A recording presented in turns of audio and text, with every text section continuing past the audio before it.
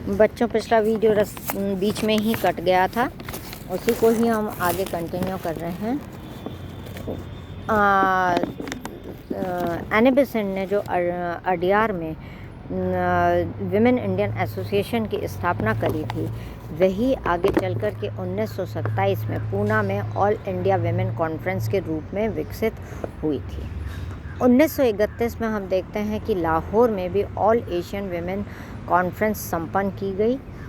Society for promotion of national education भी Annie Besant के प्रयत्नों से ही प्रारंभ किया गया था। इस प्रकार से नारी के उत्थान के लिए एनी बेसेंट ने जो कार्य अडियार से प्रारंभ करा था, वह धीरे धीरे बढ़ कर के आगे के क्षेत्रों में भी फैल गया था।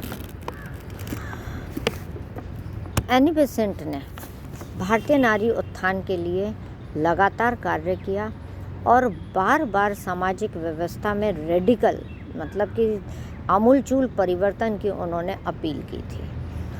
पर भारतीय नारी के टेम्परामेंट में नए परिवर्तन की इच्छा नहीं की, क्योंकि वे भारतीय संस्कृति, वे कहती थी कि तुरंत परिवर्तन करने की ज़रूरत तो है, मगर भारतीय नारी का टेम्परामेंट इस तरह का नहीं है कि वे आमूलचूल परिवर्तन के लिए तैयार हों।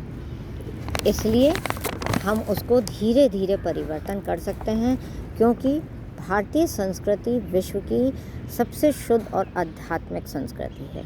इसलिए उस संस्कृति को हम तुरंत नहीं बदल सकते हैं। इसीलिए उन्होंने उनके इन विचारों को देखते हुए देश के पुनरुत्थान के लिए हम देखते हैं कि कई भारतीय उनके साथ में आ गए थे। 1898 में एक योजनाबद्ध तरीके से कार्य करके बनारस में सेंट्रल हिंदू स्कूल और कॉलेज खोला गया था।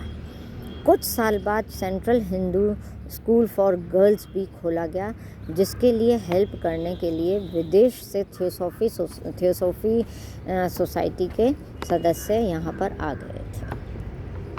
यह स्कूल इसलिए खोला गया था ताकि युवा भारतीयों के दिल और दिमाग पर प्राचीन भारतीय संस्कृति की जो महानता है उसकी छाप को बरकरार रखा जाए या उनको उससे अवगत कराया जाए।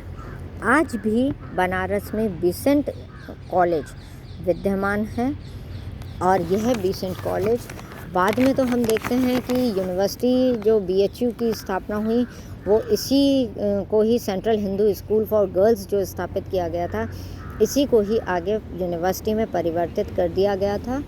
मगर हम देखते हैं कि कॉलेज आज भी वहाँ पर खुला हुआ है।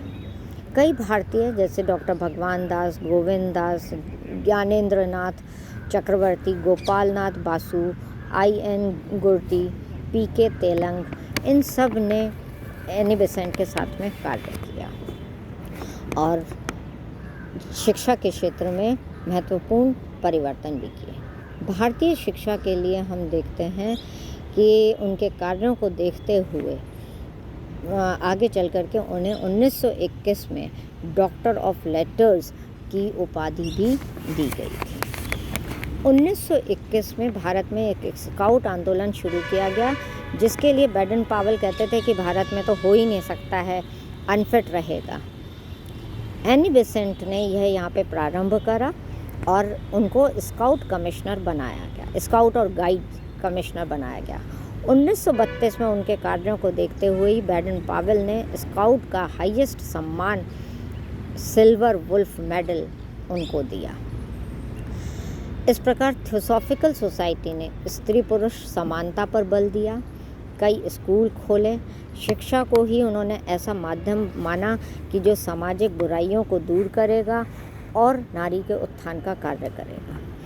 स्त्रियों को अलग रखने की आलोचना करते हुए उन्होंने कहा कि कभी भी स्त्रियों को अलग नहीं, पुरुष से अलग नहीं रख सकते हैं, क्योंकि वे एक अलग एंटिटी नहीं है और समाज में रह कर के ही उनके विकास के लिए कार्य किया जा सकता है। इसीलिए इस थियोसॉफिकल सोसाइटी का उद्देश्य मानवता का सार्वभौमिक भाईचारा स्थापित हो, जिसमें जाति, वर्ण, वर्ग और लिंग किसी भी प्रकार का कोई भेदभाव नहीं है। इसके अतिरिक्त उन्होंने बाल विधवाओं के पुनर्विवाह को भी बढ़ावा दिया था और इसके लिए दक्षिण भारत के साथ साथ उन्होंने उत्तरी भारत में भी इसका प्रसार किया था।